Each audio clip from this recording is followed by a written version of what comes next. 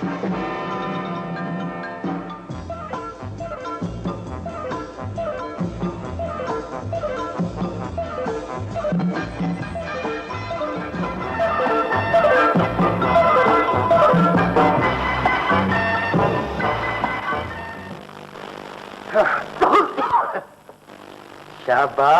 शाबाश मेरा बेटा पर्रा। या अल्लाह तेरा लाख लाख शुक्र है। आज सूरज किधर से निकल आया? अरे कहाँ है तू? अरे जल्दी से आके कुछ शीरनी बात। आज बेटा पर्रा।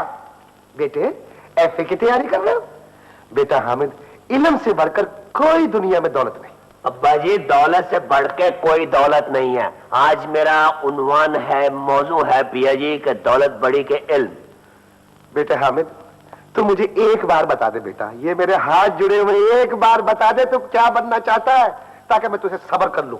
सब्र करना ही कुछ गवारा है। मेरा बेटा ही कुछ आवारा है। अब्बा जी, आपके पास एक सोटी होती थी, मुझे जरा दे दे। सोटी सोटी इस वक्त होती, मैं तेरी पुड़पुड़ी में मारता। ईमान से इधर रखूं सोटी और निकल जाऊं, काफी रोग हो जाता है आदमी। अच्छा काफी क्या कर रहा है? अबे टिक जा। कहाँ जा रहा है मेरा लाडला? आज अब्बा मैं अपना हक मांगने जा रहा हूँ। हक ना मांग बेटा, भीख मांग ले। मैं अब्बा ये जो गजल लिखी है ना, रेडियो वालों को दूंगा कि इसको कोई बड़ा सिंगर गाए। सब्र करना कुछ गवारा है। अबे तेरे मुंह को लकवा हो जाएगा। अब्बा अगर टेलीविजन वालों ने ज्यादा पैसे दे दिए ना, मैं उनको बेच दूंगा ये गजल। बेटा हामिद, मेरा तो ख्याल है कि मुझे तुझसे हाथ धोने ही पड़ेंगे। सलाम अलैकुम सर जी। वालेकुम अस्सलाम। और तुम फिर आ गए?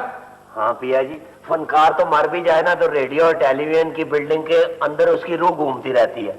मैं एक दफे रेडियो पे आया था पिया जी, मैंने एक तारा सुना था। तारा सुना नहीं होगा आपने, आसमान पे देखा होगा। आप इज्जत से चले जाएं, वरना मैं बेइज्जती से भी नहीं जाऊंगा जी। बड़ी वैसे मान से गिले गुजारी की बात है, आपने उस दिन हमारा प्रोग्राम ही नहीं नशर होने दिया। मेरे मोहल्ले में गमो गुस्से की लहर दौड़ गई थी। और जो मेरी नौकरी बड़ी मुश्किल से बची है वो तो ठीक है पिया जी, मगर आपको अगर नौकरी का कोई ऐसा शुबा पड़ जाए ना, एक पर्ची हामिद पिया ऐसे करके, बस आप यूं समझे कि आज के बाद मैं आपके सर पे ऐसे हूं छप्पर छांव। यार अब आपने कैसे तकलीफ की? मैं आया था जी, दरअसल बात यह है कि ये मैं कैसेट लाया था। मैं चाहता था कि जो आपने मेरे उस दिन गाने रिकॉर्ड किए थे ना। गाने? जी गाने? हाँ जी। एक गाना वो हमने जाया करवा दिया। बड़ा शौक है ईमान से वैसे हमको तारीख जाया करने का।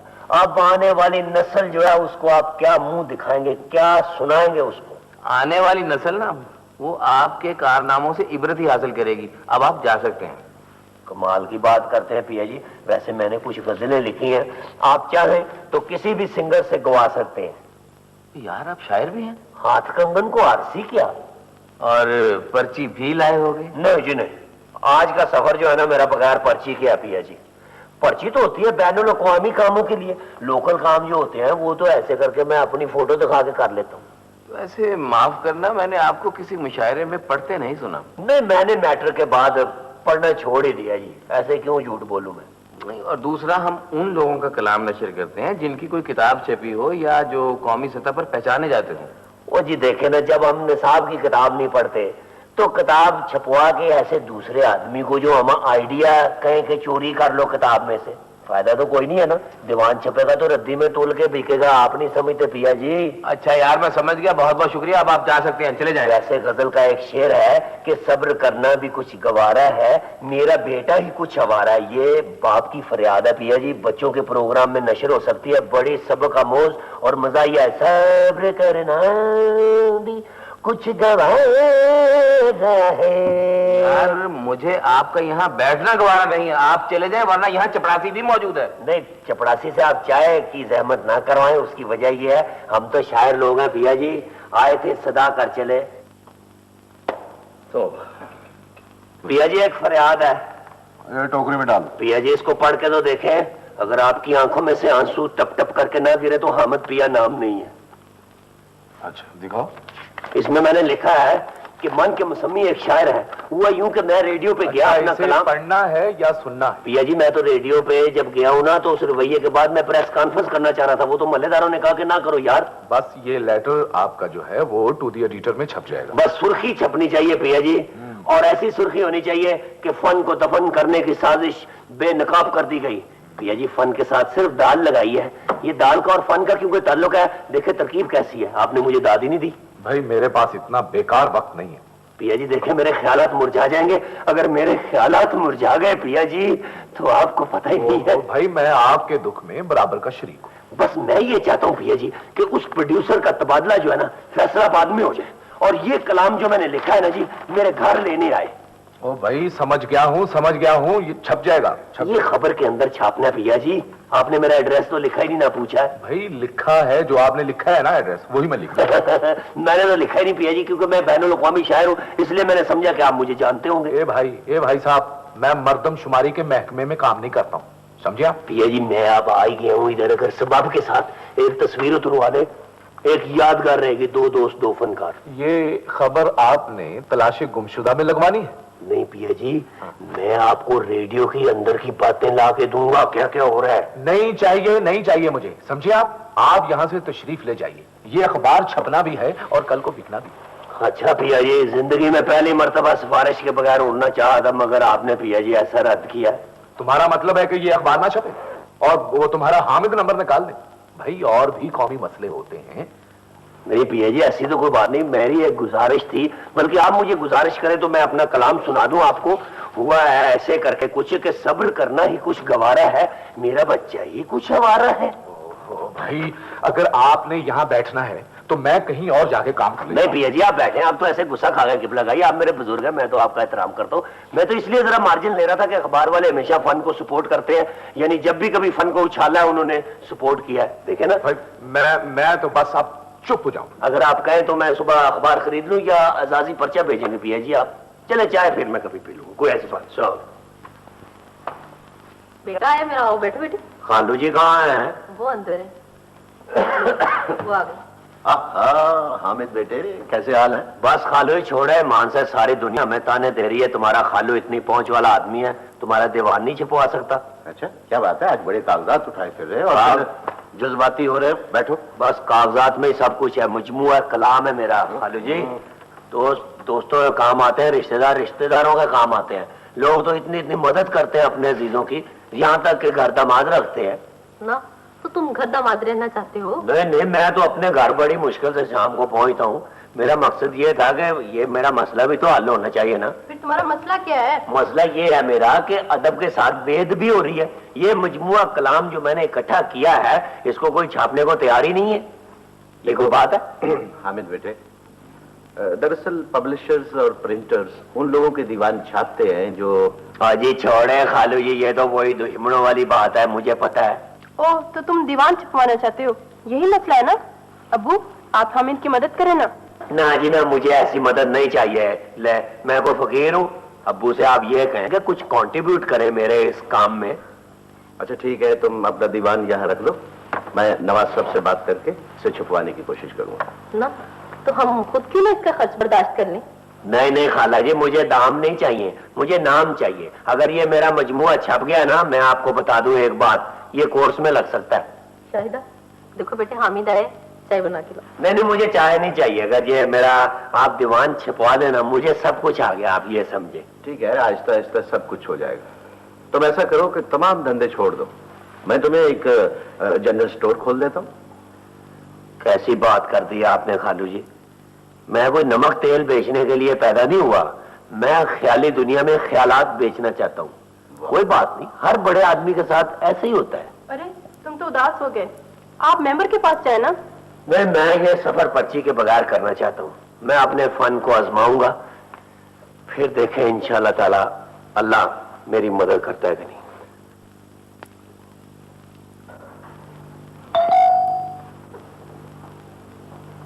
बेगम देखना, नजम अश्कपुरी साहब आए होंगे, उनके साथ जरा मैं प्रोग्राम डिस्कस कर लूं।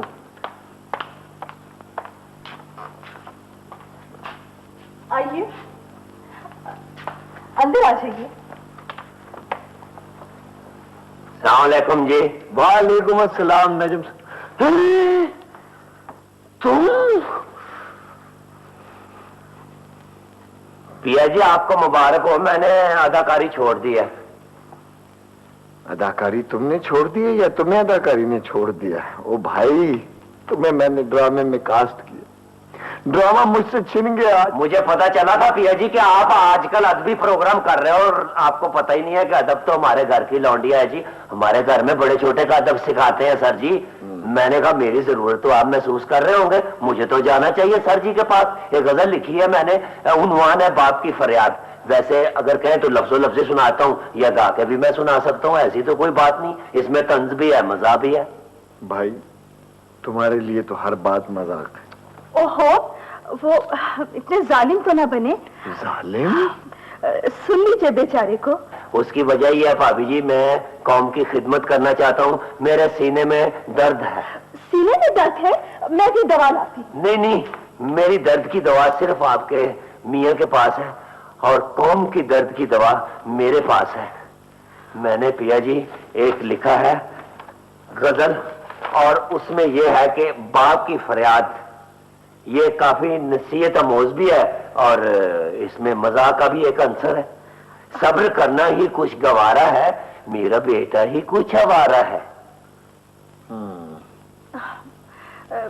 कलाम तो अच्छा है, वो इसमें नसीहत भी है। My God. वो सर जी, आपका प्रोग्राम होता है ना जी टेलीविजन पे, एक शायर होता है, साथ एक सिंगर आता है। अगर आप कहें तो मैं इसको गा के सुना दूं। सब्र करना भी कुछ गवारा है, प्रिया जी मेरा बेटा ही ओ भाई, कुछ आवारा भाई मेरी है। तबीयत ठीक नहीं है। ऐसा करो फिर किसी वक्त आओ, जाओ यार। प्रिया जी गालब के साथ भी ऐसे ही होता रहा है, इसीलिए उसने कहा है दर्द मिन्नत कशे दवा ना हुआ। इस बार मैं पर्ची के बगैर आया था, अब मैं टेलीफोन करा के आऊंगा। खुदा हाफिज। कल इंशाल्लाह मैं अपना टेलीफोन ही कटा लूंगा। खुदा हाफिज। बताओ, मैंने सबसे जल्दी आ गया। आगे मेरा बेटा धक्के खा के। अब्बा जी जिद्दोजहद को धक्के नहीं बोलते। जिन खानदानों में अदीब पैदा हो जाए ना, वो खानदान तर जाया करते हैं। वो खानदान डूब जाया करते हैं, हैं? बेटा आज तक अदीबों को मिला क्या है? अदीबों को ही तो सब कुछ मिलता है अब्बा जी। अदीबों को तमगे मिलते हैं, प्लॉट मिलते हैं। प्लॉट मिलते हैं, तमगे मिलते हैं, तो असली अदीबों को मिलते हैं ना। तू तो शेर कहीं गलत सुनाएगा, हमारी ये 2 गज जमीन भी छिनवा देगा। अब्बा जी बस दुआ करो ईमान से, एक छक्के की बस दे रहे, एक छक्का। इतना धक्के खा के आया, फिर भी एक छक्का धक्का। तू मत तुझे धक्का, हैं? नहीं अब्बा जी बस देखना, अब जरा कंबल दीजो, कल की जो अखबार आएगी ना सुबह की, सारे रास्ते खोल देगी। जब तेरे लिए हर रास्ता बंद था तो फिर तुमने हमें क्यों नहीं बताया? यार मुझे पता था फनकार की बड़ी इज्जत है। यार तू एक बैनुल अक़वामी मुशायरे में पढ़ ले, फिर देखिए तेरे सारे खुद खुलेंगे। कोई आइडिया तेरा बिल्कुल ठीक है। देखो ना, वो जो मुशायरा है वो रेडियो टीवी पर भी नशर होगा, हम उसको वीसीआर पर रिकॉर्ड कर लेंगे। मैंने अंदरों अंदरी सारे जोर लगा के देख लिए हैं, कोई फर्क नहीं पड़ रहा। अच्छा, तू फिल्मों के लिए गाने लिखी यार? फिल्मों में कौन पूछता है यार, फिल्म वाले कहते हैं तुम बिकते ही नहीं। यार तुम कहो तो मैं रिजवानी साहब से बात करूं। और नहीं रिजवानी साहब आप बुजुर्ग हो चुके हैं, रिजवानी साहब ने हमें मुंह नहीं लगाया। हम स्टूडियो उस दिन गए, सारों ने मुंह ऐसे कर लिया। यार तुम भी तो जब स्टूडियो दाखिल होते हो सलाम बाद में लेते हो, सिगरेट पहले मांग लेते हो। पिया जी वजादारी नहीं रही अभी स्टूडियो में भी, जिधर चले जाओ पहले होता था पिया जी आओ खाना खाओ चाय पियो सिगरेट पान, अब यार तो हमें पूछता ही नहीं। सच्ची बात है, मुझे डर लगता है तू हौसला हार गया है भाई। वो हम हौसला ही तो हारते नहीं है। अब तुझे हौसला हारने की कोई जरूरत नहीं है, समझा? तू जा और जाके अपने खालू से बात कर। वो तो मेंबर साहब का दोस्त भी तो है ना। यार मंगेतर के सामने कोई तो मेरी इज्जत रहने दो, खालू मेरा दीवान छाप रहा है। वैसे यार वो तेरे वाले साहब भी तो मिंबर के वाकिफ है। वाले साहब ने मुझे नोटिस दे दिया है कि मेरे पास फालतू राशन नहीं है, 2 महीने के अंदर अंदर कोई अपना कोई दाल दलिया करो। मगर मैंने भी याद कर लिया पिया जी, मैं फुटपाथ पे दम दे दूंगा, अपनी लगन नहीं छोड़ूंगा। तू अब्बा जी को बुला, उनके पैरी मैं पड़ जाऊंगा और जल्दी कर ले। अगर ये बैनुल अक़वामी मुशायरे के इश्तिहार गए ना छप, तेरी एंट्री हो जानी है मुश्किल। अच्छा यार फिर इस तरह ही करते हैं। हाँ बच्चों, फन में नाम पैदा करने के लिए ना बड़े पापड़ बेलने पड़ते हैं, तुम्हें क्या पता? वैसे प्रिया पक्का शायर है। अब इसने जो बाप की फरियाद लिखी है ना, उसमें आहा मीर तकी मीर का दर्द है। वाह मेहरबानी यार। सदके जाऊं, बैठी है दिल्ले। वालेकुम चाचा जी। वालेकुम सलाम। कैसी कैसी सूरतें पिन्हा होगी और ये रहेगी मेरी खातिर, और तुम्हें कोई काम नहीं है? चाचा जी आपका दिल नहीं करता कि हामिद भी कोई बड़ा आदमी बने? न, और पहले आदमी तो हो, बड़ा आदमी तो बाद में बनेगा। अब भैया एक पर्ची ले दो। किससे? मेंबर साहब से।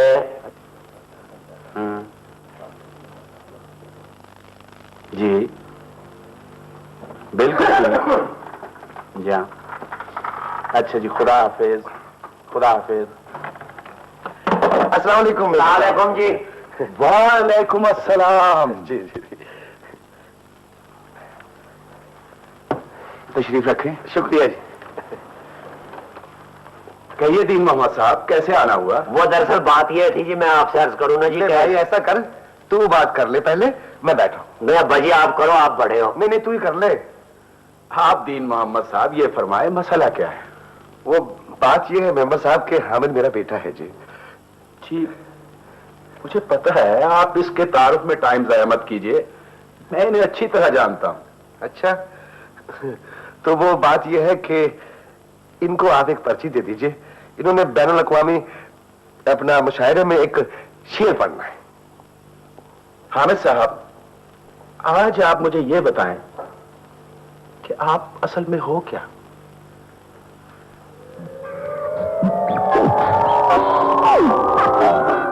ये साथ वाली कोठी में तो गैस फर आ रही है। आप बिल्कुल इसका फिक्र ना करें। आपने देखा नहीं कि ये कनेक्शन जो है ना मैंने डायरेक्ट कर दिया और इसकी टिक्की मैंने उतार दी है। कोई ऐसी बात ही नहीं है। अब आप इस चूल्हे पे चाहे भोंग पकाएं चाहे आप पाए पकाएं, इसको आप चेक करके देखें, अल्लाह के फजल से कोई अलामे वाली बात नहीं होगी। पानी का कनेक्शन गैस ही नहीं है।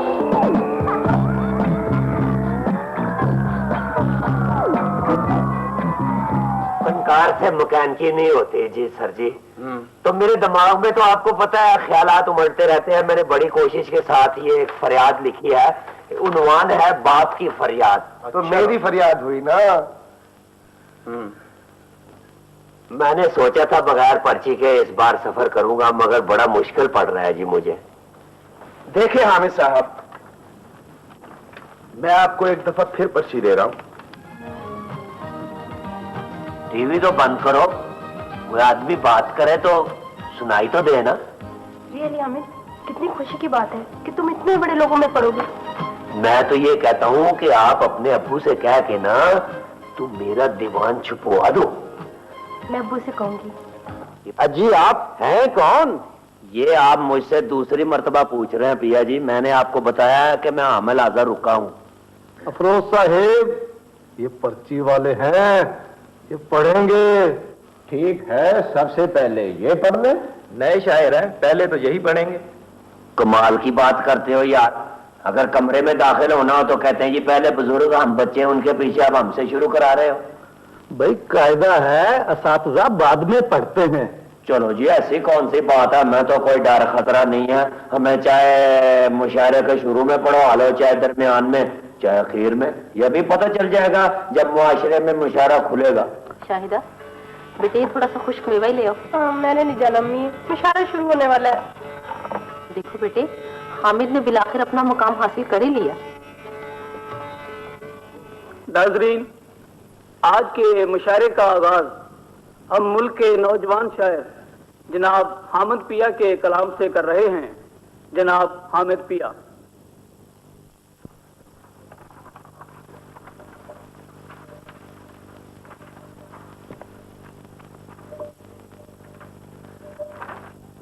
गजल का उन्वान है बाप की फरियाद। यार ये मोमबत्ती तो बुझाओ, ऐसे ही तवानाई जाया कर रहे हो। इतने समझदार हो गए और पता ही नहीं लगा। अर्ज किया है यह हामिद पिया है। सब्र करना ही कुछ गवारा है, सब्र करना ही कुछ गवारा है।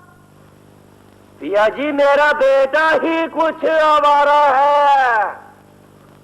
पिया जी मेरा बेटा ही कुछ आवारा है।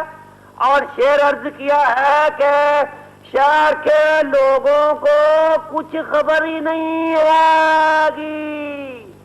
शहर के लोगों को कुछ खबर नहीं है।